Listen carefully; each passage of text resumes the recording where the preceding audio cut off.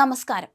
ഇരട്ട ഭൂകമ്പത്തിൽ ഉലഞ്ഞ വെനസ്വേലയിൽ തകർന്നടിഞ്ഞ കെട്ടിടാവശിഷ്ടങ്ങൾക്കിടയിൽ ജീവന് വേണ്ടിയുള്ള തെരച്ചിൽ തുടരുന്നു. നിരവധി പേരെ രക്ഷാപ്രവർത്തകർ പുറത്തെത്തിച്ചിട്ടുണ്ട്. കെട്ടിടാവശിഷ്ടങ്ങൾക്കിടയിൽ നിന്ന് പരിക്കുകളോടെ പലരെയും പുറത്തെടുക്കാനായതിനാൽ പ്രിയപ്പെട്ടവരെ ജീവനോടെ തിരികെ കിട്ടുമെന്ന് പ്രത്യാശിക്കുന്നുവെന്ന് ചിലർ പറയുന്നു.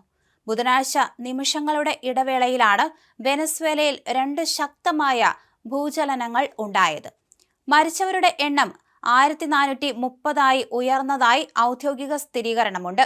ദുരന്തത്തിൽ 3200-ലധികം ആളുകൾക്ക് പരിക്ക് പറ്റുകയും 3100-ലധികം ആളുകൾ ഭവനരഹിതരാവുകയും ചെയ്തതായി Venezuelan national assembly president George Rodriguez അറിയിച്ചു.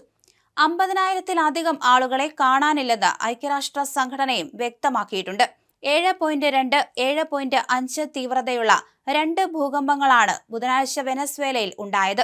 ഇതിൽ രണ്ടാമത്തേത് കഴിഞ്ഞ 100 വർഷത്തിനിടെ രാജ്യത്തുണ്ടായ ഏറ്റവും തീവ്രതയേറിയ ഭൂകമ്പങ്ങളിൽ ഒന്നാണ്.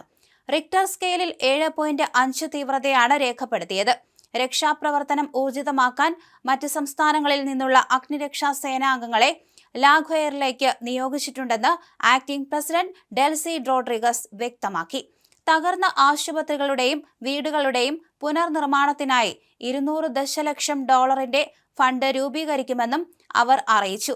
മുൻ പ്രസിഡന്റ് നിക്കോളാസ് മഡൂറോയെ അമേരിക്ക പിടികൂടിയതിനു പിന്നാലെ ജനുവരിയിലാണ് ഡെൽസി റോഡ്രിഗസ് അധികാരമേറ്റത്. മഡൂറോയും ഭാര്യ സിലിയ ഫ്ലോറസും നിലവിൽ ന്യൂയോർക്കിൽ ജയിലിലാണ്. സാമ്പത്തിക പ്രതിസന്ധി നേരിടുന്ന രാജ്യത്തിന് ഭൂചലനം വലിയ തിരിച്ചടിയാണ് നൽകിയിരിക്കുന്നത്. വെനസ്വേലയിലേക്ക് സഹായഹസ്തവുമായി ഇന്ത്യയുടെ ഓപ്പറേഷൻ അമിസ്താർ സംഘം പുറപ്പെട്ടു. വ്യോമസേനയുടെ 2 C-17 വിമാനങ്ങളിലാണ് മെഡിക്കൽ സംഘവും 35 ടൺ അവശ്യ സാധനങ്ങളുമായി സംഘം പുറപ്പെട്ടതെന്ന് വിദേശമന്ത്രി എസ് ജയശങ്കർ അറിയിച്ചു. 9 മെഡിക്കൽ ഓഫീസർമാരും 60 പാരാമെഡിക്കൽ പ്രവർത്തകരും അടങ്ങുന്ന സൈനിക മെഡിക്കൽ സംഘമാണിത്. തലസ്ഥാനമായ കരാക്കസിലെ പ്രധാന വിമാനത്താവളത്തിന് കേടുപാടുകൾ സംഭവിച്ചതിനാൽ മറ്റ് ആഭ്യന്തര വിമാനത്താവളങ്ങൾ വഴിയാണ് സഹായങ്ങൾ എത്തിക്കുന്നത്. ദുരന്തത്തിന്റെ പശ്ചാത്തലത്തിൽ അമേരിക്ക വെനസ്വേലയ്ക്ക് മേലുള്ള സാമ്പത്തിക ഉപരോധങ്ങളിൽ ഇളവുകൾ പ്രഖ്യാപിച്ചു. $150 മില്യൺ അടിയന്തര ധനസഹായം അനുവദിച്ചു. മെക്സിക്കോയും എൽ സാൽവദോറും അത്യാധുനിക മെഡിക്കൽ ഉപകരണങ്ങളും മരുന്നുകളും വെനസ്വേലയ്ക്ക് കൈമാറി. താൽക്കാലിക പ്രസിഡന്റ് ഡെൽസി റോഡ്രിഗസ് ദുരന്തബാധിത മേഖലകൾ സന്ദർശിച്ചു.